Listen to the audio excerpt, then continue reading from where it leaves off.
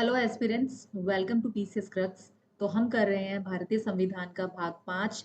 Article 112 हम कल कर चुके थे, जो कि बजट के बारे में था। और कुछ जो चीज़ें थी बजट की वो रह गई थी, वो आज हम पूरी कर लेंगे। तो आज आर्टिकल 112, 113, 114, 115, 116 और 117 कंप्लीट करेंगे। इसके साथ साधारण बिल और धन विधेयक का डिफरेंस जानेंगे। आर्थिक समीक्षा का भी एक क्विक रिव्यू कर लेंगे कि किस तरह से और क्यों आर्थिक समीक्षा बनाई जाती है और इसका महत्व क्या है, विषय वस्तु क्या है। और आर्टिकल 117 का गहन अध्ययन कि वित्त विधेयक जो है इसके जो सब पार्ट्स हैं 117(1), 117(3) में क्या डिफरेंस है। और आर्टिकल 113, 14, 15, 16 का भी गहन अध्ययन करेंगे। इसके अलावा जो अनुपूरक मांगे हैं कितने टाइप की होती है और कौन से आर्टिकल में कौन से अनुपूरक मांगे डाली गई है, वो सब भी हम आज की क्लास में जानेंगे। तो ये सब शुरू करने से पहले जो हमने लास्ट क्लास में बजट के बारे में जाना था कि बजट किस तरह से पेश किया जाता है, यानी कि जो पूरी की पूरी प्रोसेस है बजट की, वो हम एक बार क्विक रिवीजन के थ्रू जल्दी से जान लेते हैं। ठीक है, तो जो चीज़ें कल रह गई थी वो भी मैंने आज ऐड कर दी है। तो आपका ये पूरा टॉपिक बहुत अच्छे से कवर हो जाएगा अगर आप आज की क्लास और जो इससे पहले वाली क्लास है वो देख लेंगे तो।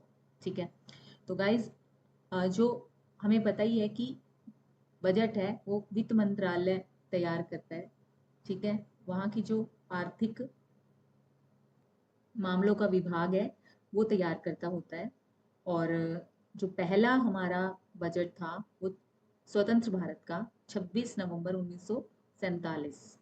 ठीक है, 26 नवंबर 1947 को पेश किया आर के शनमुखन चेट्टी। और जो वर्तमान वित्त मंत्री है हमारे वो हैं निर्मला सीतारमण जी। ठीक है, इसके अलावा जो बजट पेश किया जाता है वो किन राज्यों, केंद्र या यूटीज के लिए प्रस्तावित होता है, यानी कि किन के ऊपर एप्लीकेबल है। तो केंद्र के लिए तो होता है, नो डाउट अबाउट इट। उसके अलावा जितने भी केंद्र शासित प्रदेश है उसके लिए भी ये बजट का प्रावधान केंद्रीय बजट ही करता है। और राष्ट्रपति शासित राज्यों के लिए तो जो बजट है वो दोनों सदन के समक्ष प्रेसिडेंट रखते हैं। तो एक तरह से क्योंकि बजट जो है एक धन विधेयक के रूप में कार्य करता है ना, तो जो वार्षिक वित्तीय विवरण है वो एक अधिनियम है, वित्त अधिनियम है, जो कि प्रत्येक वर्ष प्रस्तुत किया जाता है और प्रेसिडेंट की प्रायर अप्रूवल के साथ पेश किया जाता है। ठीक है, वित्त मंत्री पेश करते हैं और भाषण के साथ पेश करते हैं वो। और उसके बाद सामान्य चर्चा भी होती है उसके बारे में, थोड़ा जो रिएक्शन है वो सदन में देखा जाता है। आपने देखा भी होगा जब वित्तीय प्रक्रिया शुरू होती है बजट के बारे में। उसके बाद जो बजट है संसदीय समितियों को हैंडओवर कर दिया जाता है और 3-4 दिन के लिए स्थगन हो जाता है। हमने लास्ट क्लास में भी पढ़ा। उसके बाद अनुदान की मांगे होती हैं और अनुदान की मांगे जब प्रस्तुत की जाती है 24 संसदीय समितियों की गहन जांच के बाद, तब विपक्ष के पास काफी मसौदा तैयार हो जाता है कि ये जो बजट पेश किया गया है और संसदीय समितियों ने भी उसके जो लूप होल्स बताए हैं, प्लस या माइनस पॉइंट्स बताए हैं, तो उसी के आधार पर विपक्ष कटौती प्रस्ताव लेकर आता है विभिन्न प्रकार के। ठीक है, तो मेनली 3 प्रकार के कटौती प्रस्ताव की बात हुई थी, एक इकोनॉमिक कट, एक पॉलिसी कट और एक टोकन कट। ठीक है, कहूँ तो मैं दोबारा लिख देती हूँ यहाँ पे। 3 तरह के कट्स होते हैं। एक पॉलिसी यानी कि नीतिगत, ठीक है, जिसमें कि नीति पसंद नहीं आती विपक्ष को। दूसरा जो है वो है अर्थव्यवस्था, यानी कि एफिशिएंसी के लिए होता है, इकोनॉमिक कट कहते हैं इसको। उसके अलावा है टोकन कट, यानी कि ये सिर्फ दिखाने के लिए। तो यानी कि इनमें से कोई भी पॉलिसी कट हो या इकोनॉमिक कट हो या टोकन कट हो, इनमें से कोई भी कटौती प्रस्ताव अगर पारित हो जाता है, इट मीन्स सरकार जो है वो मेजोरिटी में नहीं है, यानी कि अविश्वास प्रस्ताव की तरह ही बिहेव करता है ये। ठीक है, हालांकि अभी तक ऐसा कभी हुआ नहीं है कि ये प्रस्ताव पारित हुआ हो। उसके बाद आता है अनुदान की मांगे पारित हो जाती है। ठीक है, पारित होने के बाद अच्छा हाँ, यहाँ पे जो पारित होती है यहाँ पे एक गिलोटिन नाम की भी हमने लास्ट क्लास में भी किया था, आपको याद होगा। गिलोटिन यानी कि अंतिम दिन जो है वो एक साथ सारी जितनी अनुदान की मांगे है उसको पारित कर दिया जाता है, जितनी भी बची हुई है। ठीक है, बिना चर्चा के। जैसे अनुदान की मांगे पारित होती है फिर विनियोग विधेयक पेश किया जाता है और इसको पारित होने में काफी टाइम लगता है। और विनियोग विधेयक जो है वो संचित निधि पर भारित व्यय की बात करता है, तो इसलिए इस पे पूरी गहन चर्चा होती है। उसके बाद मतदान होता है विनियोग विधेयक पर। तो ये जो प्रोसेस है काफी लंबी हो जाती है और लंबी होने की वजह से यानी कि 2-2.5 महीने मैक्सिमम इसमें 75 दिन का समय दिया जाता है। सभी वित्तीय विधेयकों को। तो लेखानुदान की प्रोसेस शुरू हो जाती है, जो कि आर्टिकल 116 में मेंशन है। लेखानुदान में क्या होता है कि 1/6 पार्ट जो होता है खर्च का, कुल खर्च का, वो दे दिया जाता है इसमें, ठीक है। इस अनुदान के द्वारा जो अनुमानित खर्च होता है ना, उसका 1/6, ठीक है। 2 महीने का बेसिकली ये खर्च के हिसाब से दिया जाता है कि 2 महीने जब तक कि वित्त विधेयक पारित होता है तब तक खर्च कैसे चलाएगी सरकार, उसको ध्यान में रखकर लेखानुदान के द्वारा 1/6 अनुमानित कुल खर्च का दे दिया जाता है सरकार को, ठीक है। आई होप आपको ये समझ आ गया होगा। और उसके बाद वित्त विधेयक पारित हो जाता है, ये अप्रैल लास्ट तक हो जाता है मैक्सिमम टाइम, ठीक है। फिर उसके बाद ये जो बाकी के जो महीने हैं, बाकी की जो पूरा साल जो बचता है, उसके लिए जो पैसा है वो सरकार के हाथों में आ जाता है लोकसभा की स्वीकृति के बाद, ठीक है। अब थोड़े से कुछ इंपॉर्टेंट फैक्ट्स है इसके बारे में। बात की जाए कि 2 बजट होते थे पहले, एक रेल बजट और एक आम बजट 2017 तक, ठीक है। 1924 से पहले भी एक बजट हुआ करता था, रेल बजट और आम बजट एक ही बजट में शामिल होता था, लेकिन 1924 में पहली बार रेल बजट को और आम बजट को अलग कर दिया गया और 2017 तक की प्रोसेस अपनाई गई। लेकिन 2017 के बाद, यानी कि 2017 का जो बजट आया था, उसके बाद अब एक ही बजट है, ठीक है। एक ही बजट है, रेल और आम बजट को एक कर दिया, मर्ज कर दिया है। अच्छा, क्वेश्चन ये आता है कि जब ये अलग हुए थे रेल बजट और आम बजट, तो कौन सी समिति की सिफारिश से इसको अलग किया गया था?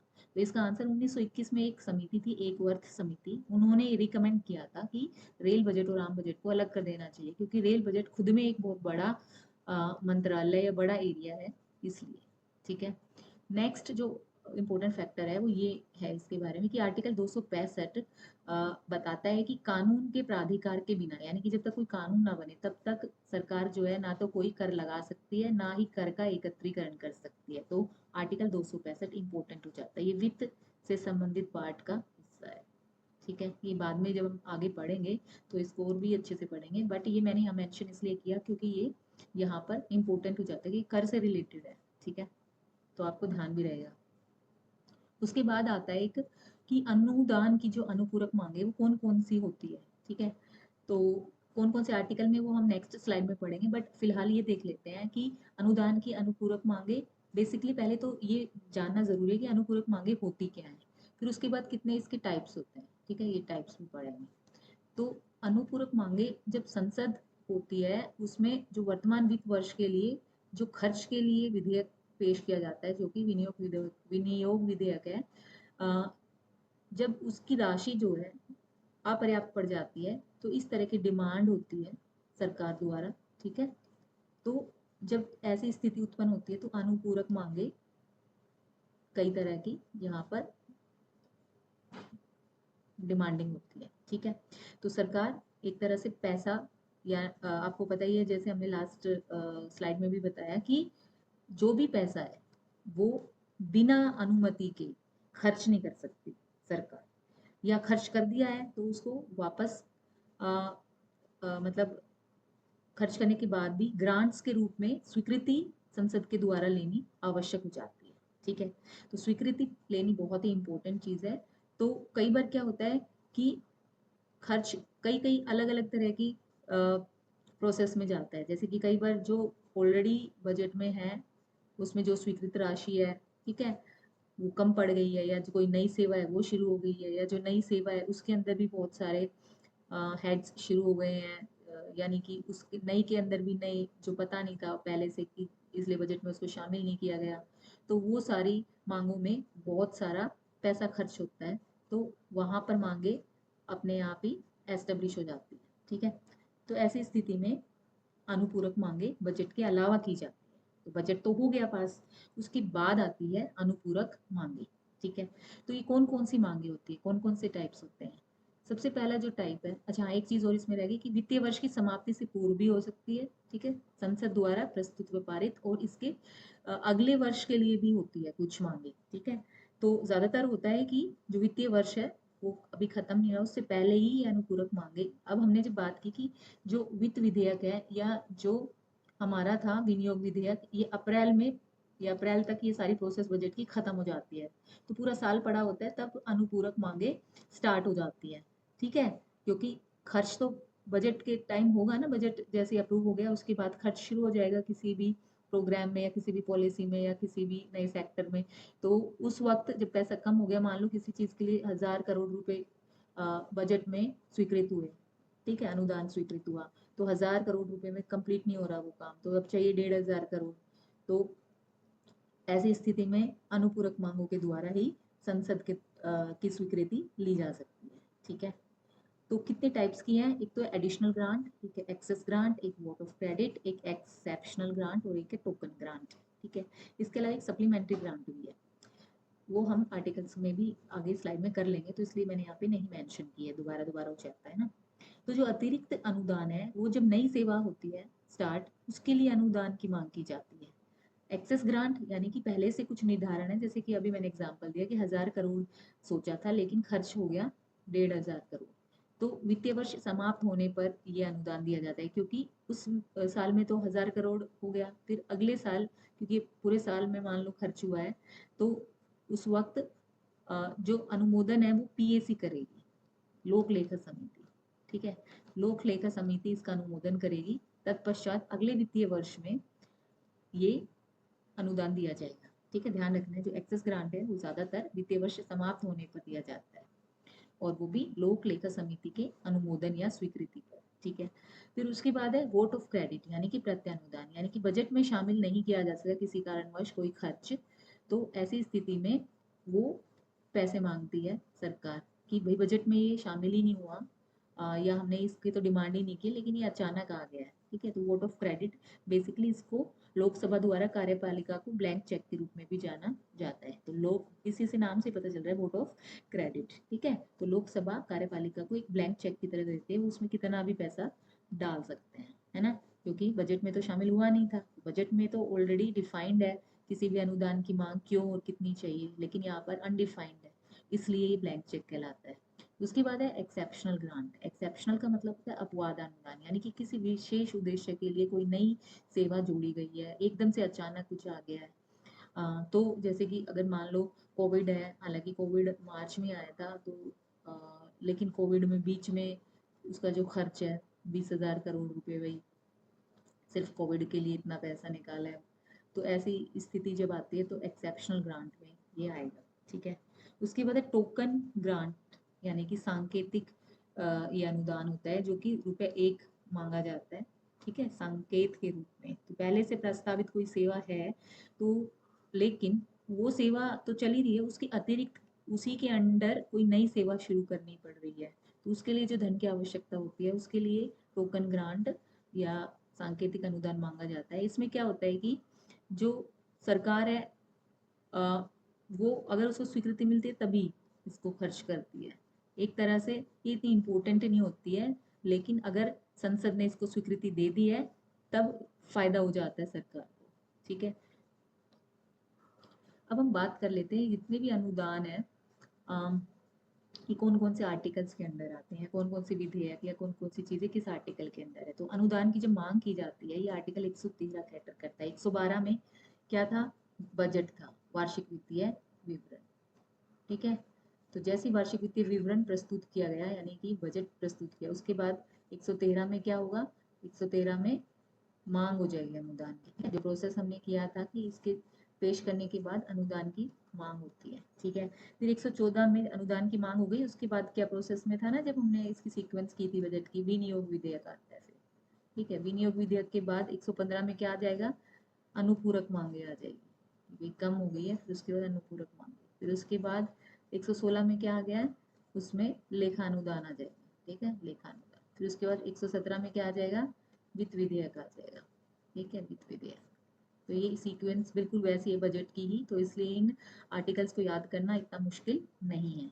या तो आर्टिकल सीक्वेंस में याद कर लो तो बजट की जो प्रक्रिया है उसको स्मूथली आप याद रख सकते हैं, या फिर बजट की प्रक्रिया को याद रख लो तो आपको ये आर्टिकल्स अपने आप याद हो जाएंगे, ठीक है। तो 114 में विनियोग विधेयक जो कि खर्च पर निर्भर है, और इसमें प्रायर अप्रूवल की आवश्यकता है, क्योंकि एक वित्त विधेयक ही है एक तरह से, सॉरी धन विधेयक भी है ये, ठीक है, क्योंकि ये कंसोलिडेटेड फंड यानी कि संचित निधि जो है भारत की, उस पर विनियोग विधेयक यानी कि विनियोग का मतलब ही खर्च है, ठीक है। तो CFI यानी कि कंसोलिडेटेड फंड ऑफ इंडिया से संबंध रखता है और इसीलिए इसका प्रायर अप्रूवल आवश्यक है प्रेसिडेंट का, ठीक है। उसके बाद आर्टिकल 115 में 3 तरह की अनुदान की मांगे रखी गई हैं, ये 3 याद रखनी है, 3 ही है इसमें 115 में। मैंने आपको पीछे कई तरह की मांगे बता दी, लेकिन 115 में सिर्फ 3 है, ये ध्यान रखना, ठीक है। कौन कौन सी है? एक है सप्लीमेंट्री, यानी कि पैसा कम पड़ गया किसी काम के लिए, जितना मांगा था उससे कम पड़ गया है तो उसको कहेंगे सप्लीमेंट्री। अतिरिक्त का मतलब होता है एडिशनल, यानी कि कोई नई सेवा जुड़ गई है, ऐड हुई है ना, इसलिए। अधिक यानी कि एक्सेस, यानी कि अधिक खर्च हो चुका है। आपको मिले थे 100 रुपये, आपने सोचा अभी मेरी जेब में है, पड़े हैं पैसे, तो मैं 150 खर्च कर लेता हूँ, या किसी और हेड से किसी और हेड में खर्च कर दिया, ठीक है। यानी कि आपके पास 200 रुपये थे, उस एक काम के लिए 100 रुपये, दूसरे काम के लिए 100 रुपये। अब जो दूसरा काम किया था उसमें से पैसे बच गए, तो आपने क्या किया, वो 50 रुपये में काम हो गया, वो 50 दूसरे काम को दे दिए, तो यहाँ पे वो 150 रुपये, तो टोटल तो आपके पास 200 ही थे, 200 खर्च कर दिए, बट मद अलग हो गई, हेड्स अलग हो गई।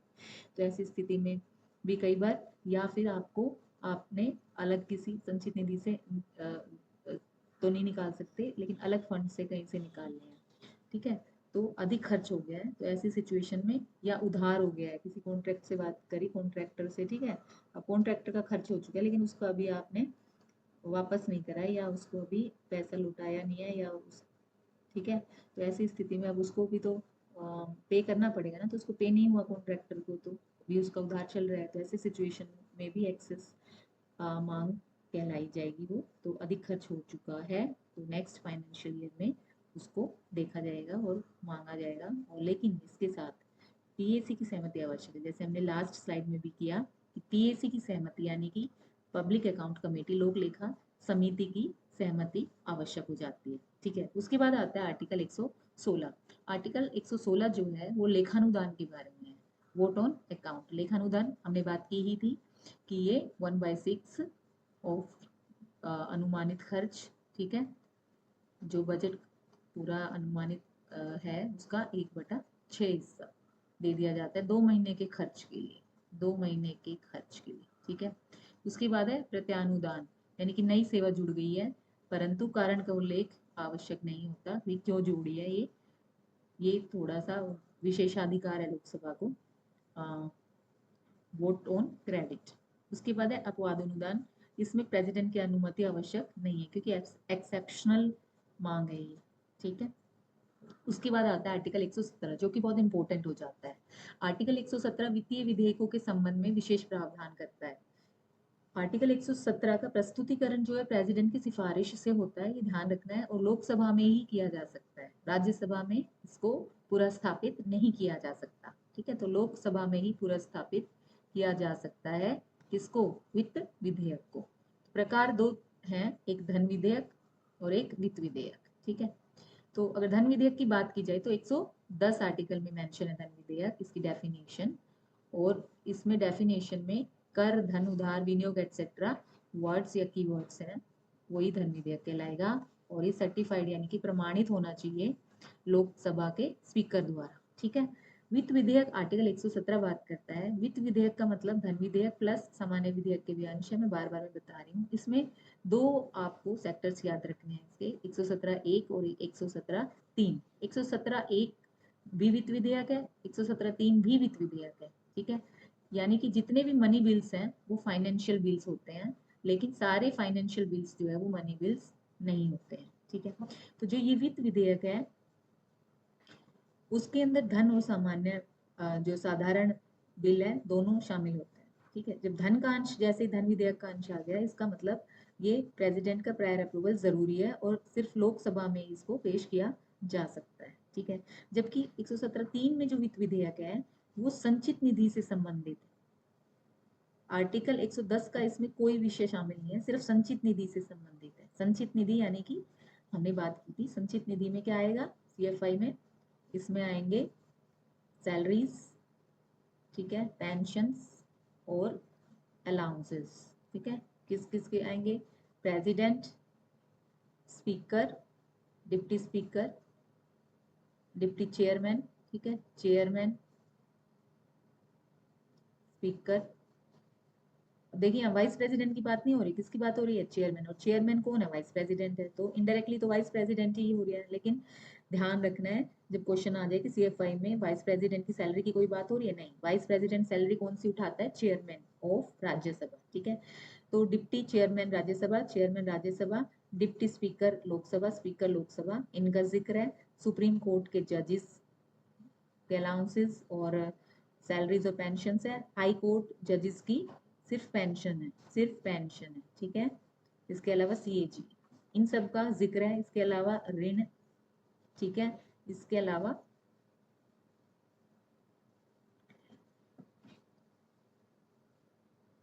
जो खर्च है, जो कानून द्वारा, संसद द्वारा पारित होता है, ठीक है, इन सब का जिक्र है सीएफआई में। तो आर्टिकल 110 बात करते हैं कर के बारे में, जो धन उधार लेने की प्रक्रिया में है अभी और लेना है, ठीक है। और जो खर्च है, सरकारी खर्च है, उसके बारे में बात करता है आर्टिकल 110। तो 117(3) में संचित, तो 117(3) में वित्त विधेयक है जो संचित निधि से संबंधित है। आर्टिकल 110 का इसमें कोई विषय शामिल नहीं है, ध्यान रखना, 110 का विषय शामिल नहीं है 117(3) में, ठीक है। जबकि 117(1) में शामिल है, ठीक है। यहाँ पर धन विधेयक यानी कि 110, ध्यान रखना है, धन विधेयक यानी 110 के विषय शामिल है। जबकि 117(3) में 110 का विषय शामिल नहीं है, सिर्फ संचित निधि से संबंधित विषय शामिल हो सकते हैं। और इसे किसी भी सदन में प्रस्तुत किया जा सकता है, प्रेसिडेंट का प्रायर अप्रूवल की जरूरत नहीं है। ऐसा है? नहीं, इसमें भी है, ठीक है, क्योंकि दोनों वित्त विधेयक है। वित्त विधेयकों में क्या होता है? प्रायर अप्रूवल प्रेसिडेंट का जरूरी है, ठीक है, चाहे वो साधारण विधेयक हो वित्त विधेयक के अंतर्गत, चाहे वो धन विधेयक प्लस सामान्य विधेयक हो, ठीक है। लेकिन ये किसी भी सदन में प्रस्तुत किया जा सकता है वित्त विधेयक। लेकिन जो धन विधेयक है, जिसको कि लोकसभा के जो स्पीकर वो प्रमाणित कर देते हैं किसी विधेयक को, उसको सिर्फ लोकसभा में ही पुरस्तापित किया जा सकता है, ठीक है। आई होप आपको ये समझ आ गया होगा। अब हमने बात की थी कि सारे जो मनी बिल्स है वो फाइनेंशियल बिल्स होते हैं, ठीक है। देखिए ये जितने भी धन है वो वित्त विधेयक है, ठीक है। लेकिन सारे जो वित्त विधेयक है वो धन विधेयक नहीं है। जैसे ये वित्त विधेयक तो है बट ये धन विधेयक नहीं है, ठीक है। आई होप आपको दोनों, अगर इसको इंटरकनेक्ट करके देखोगे आप, तो आपको समझ आ जाएगा। और इस तरह के स्टेटमेंट्स आती हैं पीसीएस में भी और यूपीएससी में। अब दूसरा पॉइंट है इसमें कि 75 दिन के अंदर पारित हो जाना चाहिए, ठीक है। वित्त विधेयक 75 दिन में पारित हो जाना चाहिए, मैक्सिमम दिन उनको दिए गए हैं। इसके अलावा प्रत्येक वर्ष जो है नया वित्त अधिनियम आता है। ऐसा नहीं है कि अधिनियम एक ही बार आता है, वित्त अधिनियम नहीं, हर वर्ष, क्योंकि देखो बजट हर वर्ष अलग अलग होता है ना, डिमांड्स अलग होती है, आय व्यय का जो डाटा है वो अलग होता है, तो वो सब कुछ अलग होने की वजह से प्रत्येक वर्ष वित्त अधिनियम प्रस्तुत किया जाता है, ठीक है। इसके अलावा केवल वे वित्त विधेयक ही मनी बिल जिनमें आर्टिकल 110 के विषय शामिल है, ये हमने यहाँ पर भी किया है। अब बात कर लेते हैं कि साधारण बिल और धन विधेयक में क्या अंतर है, ठीक है। अंतर क्या है? तो अंतर बिल्कुल देखिए, दोबारा से एक तरह से रिवीजन ही है, ये हम कर चुके हैं, लेकिन आपको एक क्विक रिवीजन भी मिल जाएगी और दोबारा से आपको सारी चीजें याद भी आ जाएगी, और बार बार में पढ़ोगे तो ध्यान में भी रह जाएगी जब आप एग्जामिनेशन हॉल में बैठेंगे। तो आर्टिकल 107 और 108 कैटर करता है साधारण बिल को, जबकि यहाँ पर धन विधेयक में 110, और 110 में ही परिभाषा है धन विधेयक की, जिसमें कर, खर्च और ऋण एटसेट्रा मेंशन्ड है, ठीक है। जो प्रस्तुतिकरण है साधारण बिल का, वो लोकसभा और राज्यसभा दोनों में से किसी भी सदन में किया जा सकता है, जबकि धन विधेयक के संदर्भ में सिर्फ लोकसभा में ही धन विधेयक पुरस्तापित किया जा सकता है, ठीक है। इसकी पुरस्थापना सिर्फ लोकसभा में है। उसके बाद साधारण बिल में प्रेसिडेंट की रिकमेंडेशन की जरूरत नहीं होती, जबकि धन विधेयक की स्थिति में प्रायर अप्रूवल जरूरी होता है प्रेसिडेंट का, ठीक है, यानी कि पहले से ही पूरा स्वीकृति, ठीक है, यानी कि स्वीकृति पहले से ही प्रेसिडेंट दे देते हैं। उसके बाद साधारण बिल पेश कौन कर सकता है? गवर्नमेंट मेंबर भी और प्राइवेट मेंबर भी, जबकि धन विधेयक सिर्फ गवर्नमेंट मेंबर या मिनिस्टर कहते हैं जिसको, वही पुरस्थापित कर सकते हैं। नेक्स्ट है कि साधारण बिल के संदर्भ में लोकसभा स्पीकर को हक है कि, सॉरी ये उल्टा बताने वाली थी मैं, साधारण बिल के संदर्भ में लोकसभा स्पीकर के प्रमाण या प्रमाणित करने की कोई जरूरत नहीं होती है बिल को, ठीक है। जबकि धन विधेयक के संदर्भ में लोकसभा स्पीकर जो है वो किसी भी विधेयक को प्रमाणित करते हैं कि वो धन विधेयक है कि नहीं, यानी कि वहां पर प्रमाणित करने की जरूरत होती है। उसके बाद साधारण बिल में ज्वाइंट सीटिंग का प्रावधान है, जबकि धन विधेयक के संदर्भ में कोई ज्वाइंट सीटिंग का प्रावधान नहीं है, यानी कि यहाँ नहीं हो सकती संयुक्त बैठक। ठीक है। उसके बाद साधारण बिल की बात की जाए तो राज्यसभा की जो शक्ति है वो ज्यादा है किसी भी विधेयक को स्वीकार या अस्वीकार करने की, और 6 महीने के अंदर, यानी कि 6 महीने तक वो अपने पास रख सकता है उस बिल को, वापस करने की बिल को सुझावों के साथ और पुनर्विचार के साथ, या उसको स्वीकृत या स्वीकृत करने की शक्ति है। तो पुनर्विचार या सुझाव या उसके अंदर कोई संशोधन करना है तो ऐसी स्थिति वो 6 महीने तक अपने पास रख सकता है। ठीक है, बिल को कौन,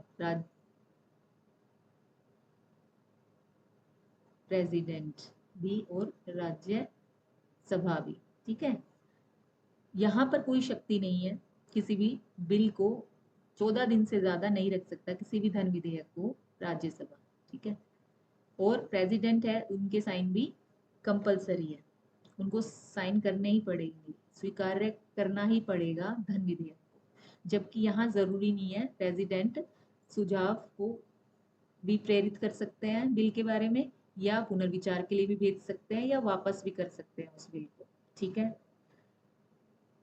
साधारण बिल के संदर्भ में अगर बात की जाए तो जब दोनों सदनों से पास हो जाता है तब प्रेसिडेंट के पास जाएगा बिल। ठीक है, तभी वो अधिनियम बनेगा, या यानी कि दोनों ही सदन इंपॉर्टेंट है, राज्यसभा भी और लोकसभा भी साधारण बिल के संदर्भ में। लेकिन धन विधेयक में ऐसा नहीं है, अगर लोकसभा से पारित हो गया है, ठीक है, राज्यसभा वापस ही नहीं कर रही है, 14 दिन हो गए हैं, ठीक है, मोर देन 14 डेज हो गए हैं, तो क्या होगा, वो ऑटोमेटिकली जो बिल है वो प्रेसिडेंट के पास चला जाएगा। ठीक है, यानी कि राज्यसभा कुछ करे या ना करे इससे कोई फर्क नहीं पड़ता। ठीक है, आई होप आपको ये डिफरेंसेस समझ आ गए हैं। ठीक है, अब हम कर लेते हैं आर्थिक समीक्षा के बारे में थोड़ा सा जिक्र, कि आर्थिक समीक्षा मैंने लास्ट क्लास में आपको प्रॉमिस किया था मैं बताऊंगी।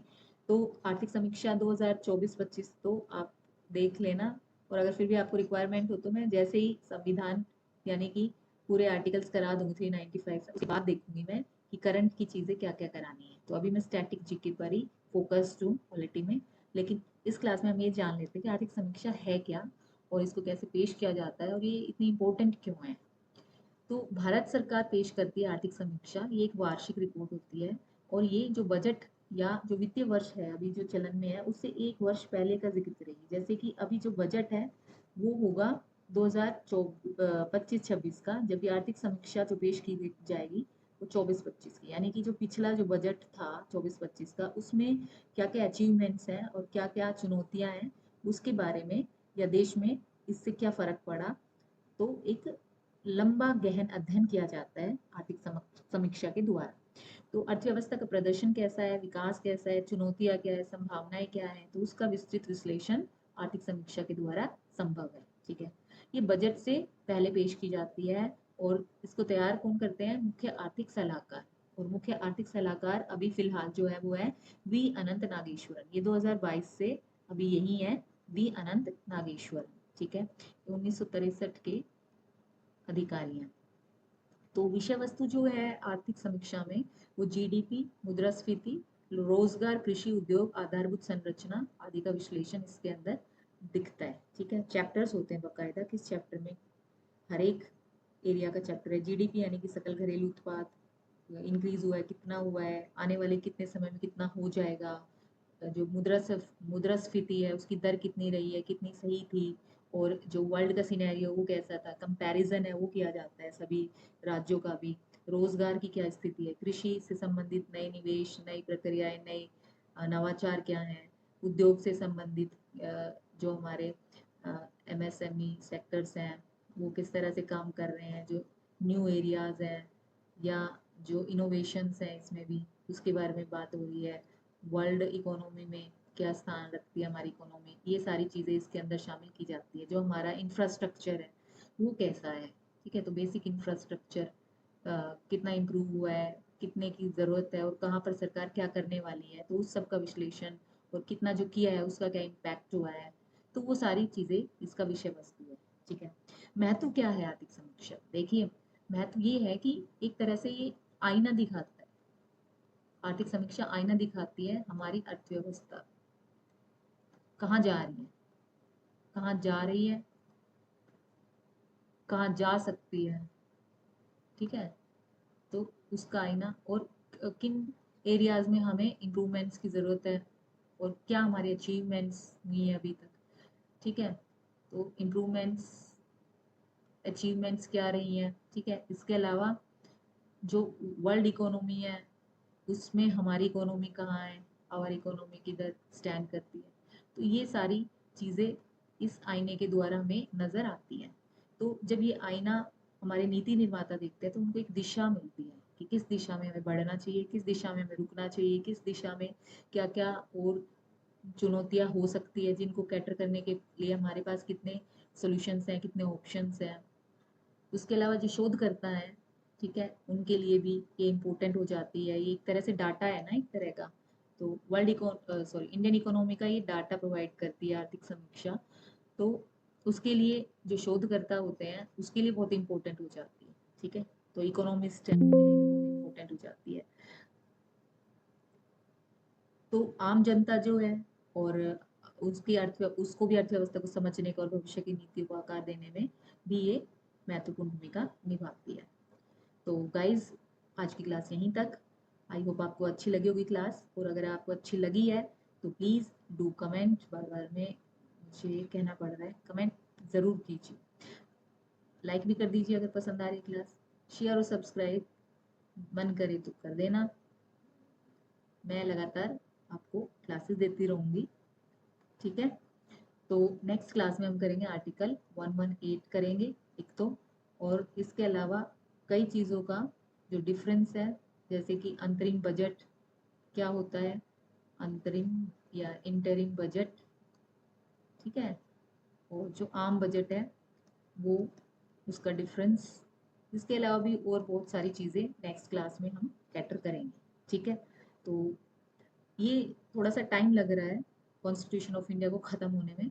वो इसलिए कि मैं सोचती हूँ कि इतने दिनों में ख़त्म हो जाएगा, लेकिन जब मैं लेके बैठती हूँ, जब मैं नोट्स बनाती हूँ, तो उसमें बहुत और इम्पोर्टेंट फैक्टर्स, इम्पोर्टेंट बातें जुड़ते चली जाती है, जैसे कि क्लासेस या जो डाटा है वो बढ़ता जा रहा है। ठीक है, तो हालांकि मेरी कोशिश तो ये है कि बिल्कुल क्रक्स फॉर्म में आपको मैं ये प्रोवाइड कराऊँ, और यकीन मानिए बिल्कुल क्रक्स फॉर्म में यही सब कुछ इम्पोर्टेंट है। जो भी हम यहाँ पे पढ़ रहे हैं, एक एक चीज़ इम्पोर्टेंट है, कहीं से भी क्वेश्चन आ सकते हैं। फालतू बिल्कुल भी 1% भी नहीं पढ़ाया जा रहा है आपको। ठीक है, तो इतना पढ़ने के बाद मैं जो ये निकाल रही हूँ मैटर, वो सब इसमें है। आई होप आपको मेरी बात या मेरा पढ़ाना अच्छा लगा होगा। चलिए अब क्लास को वाइंड अप करते हैं यहाँ पर। Thank you for watching. Take care, tata, bye bye.